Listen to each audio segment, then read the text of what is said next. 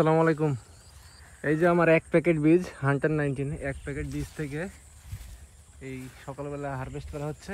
ওই যে দেখেন এখানে এক বস্তার লোড হয়ে গেছে, এইখানে আরও তৈরি হচ্ছে। দেখেন শশার ধরনগুলো আপনাদেরকে দেখাই, যে কোথায় কোথায় শশা ধরে থাকে এবং কি পরিমাণ শশা থাকে।